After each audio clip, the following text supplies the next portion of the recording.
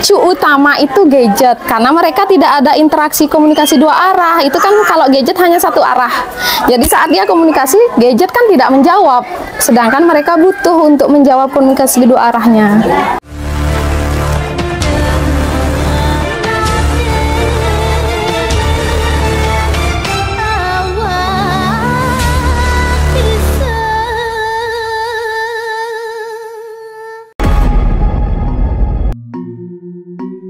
Ini adiknya speech delay, umur 3 tahun masih belum bisa ngomong sama sekali.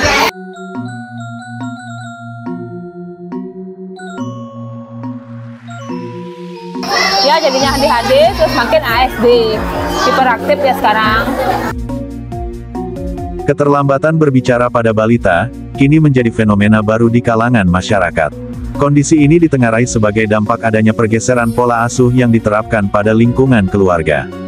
Kehadiran teknologi gadget diduga semakin memperburuk tingkat kepekaan anak dalam membangun komunikasi serta interaksi dua arah.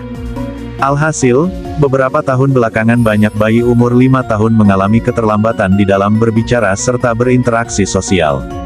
Perihal tersebut disampaikan Ketua Yayasan Sriti Santi Asih, Niluh Gede Yunda Sanistia Putri pada Suara Tabanan di sela-sela perayaan ulang tahun Yayasan ke pertama pada hari Sabtu tanggal 17 Februari di Kediri, Tabanan, Bali.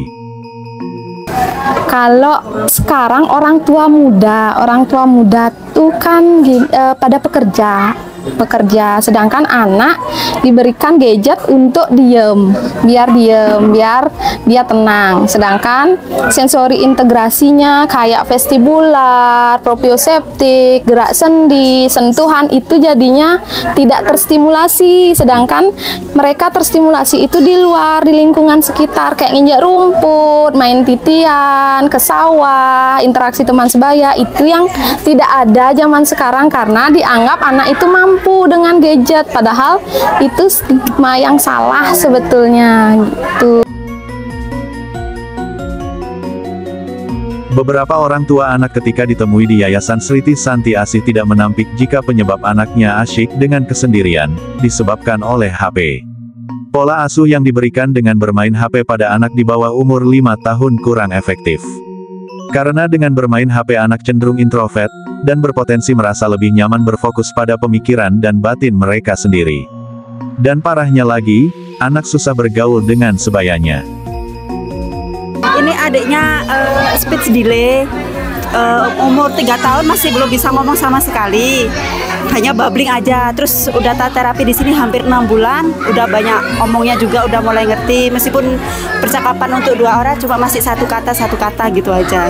Dia introvert, soalnya sering main sendiri, terus sering main HP juga gitu, jarang mau main sama teman-temannya gitu, sering ada di kamar aja dianya ini. Setelah udah mulai masuk di terapi ini, mau dia bergaul sama teman-teman seumurannya dia. Pergaulannya yang kurang, karena sekarang kita kebanyakan kan mungkin di perumahan, mungkin dia diamnya tuh di dalam rumah aja terus gitu, nggak ada yang diajak ngobrol sama anaknya. Itu sih yang menurut yang faktor penyebabnya yang paling utama buat anak-anak speech delay. Merebaknya fenomena sosial sebagai dampak dari meningkatnya kesibukan serta pesatnya perkembangan teknologi, tampaknya dengan cepat dibaca oleh pendiri serta pembina Yayasan I Gede Susila. I Gede Susila, yang kini menjabat sekretaris daerah di pemerintah Kabupaten Tabanan, langsung menyambut dengan mendirikan yayasan yang secara khusus menangani masyarakat berkebutuhan khusus. Kemantapan hati ini juga didukung oleh putrinya, Niluh Gede Yunda Sanistia Putri. Pasalnya, Yunda telah memiliki bekal pengetahuan cukup, khususnya dalam penanganan masalah pendidikan inklusi. Dengan banyaknya anak-anak sekarang dengan penggunaan gadget, menyebabkan itu memicu anak itu jadi speech delay. Nah, kebetulan di Tabanan itu kan belum ada mungkin cuman tidak seperti ini, karena di sana banyak sih ada yang ruko seperti ruko, sedangkan kita mengedepankan untuk tempat lingkungan yang strategis, jadi anak-anak bisa dia untuk bermain dengan temannya. Sedangkan anak inklusi, anak autis itu kan butuh interaksi komunikasi dua arah dengan teman sebaya. Itu nyebabin kita bangun ini di Tabanan. Anak saya dulunya speech delay dari mungkin yang masuk di sini mulai bulan Agustus kemarin, dan astungkaranya banyak sekali perubahan yang anak saya dapat di sini selama sekolah di sini. Saya sangat berterima kasih dan saya mengucapkan selamat anniversary yang pertama buat Yayasan Sriti Santiasih. Semoga kedepannya makin sukses dan makin banyak membantu anak-anak yang mungkin kurang dalam pelajarannya, dalam perkembangannya. Terima kasih. Umur 3 tahun masih belum bisa ngomong sama sekali, hanya babbling aja. Terus udah terapi di sini hampir 6 bulan, udah banyak omongnya juga, udah mulai ngerti. Meskipun percakapan untuk 2 orang cuma masih satu kata gitu aja. Kan dia normal, terus kena musibah dia kesiram air panas, kenten. Setelah kesiram air panas itu sembuh, dia jadinya ADHD, terus makin ASD, hiperaktif dia sekarang, sama menuju autis. Tapi belum autis berat, baru autis yang ringan katanya Miss Kenten. Sekarang udah sih ada perubahan dia setelah terapi. Nah, selama ini kan jarang diajak bicara. Begitu di sini terapi udah ada kemajuan sih, udah banyak kayak warna, nama hewan gitu.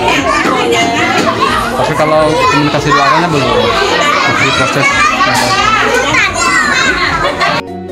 Kendati baru setahun hadir di Tabanan, Yayasan Sriti Santiasih yang beralamat di Jalan Tarunajaya, Perumahan Angsa Putih, Banjar Delot Puri, Kediri, Kabupaten Tabanan, telah mampu menunjukkan eksistensinya.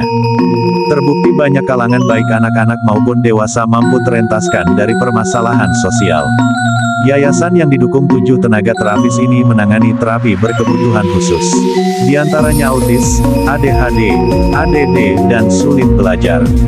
Dari Kecamatan Kediri, Kabupaten Tabanan, Parindra Suta mengabarkan untuk Suara Tabanan. Sampai jumpa.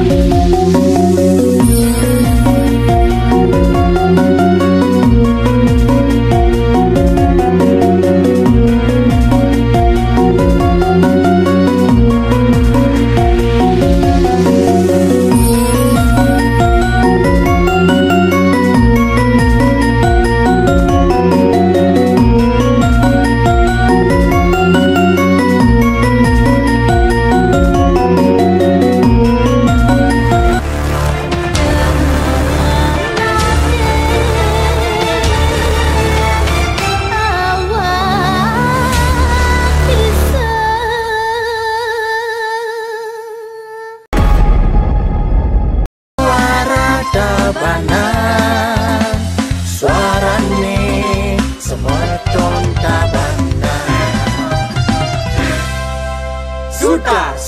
Suta.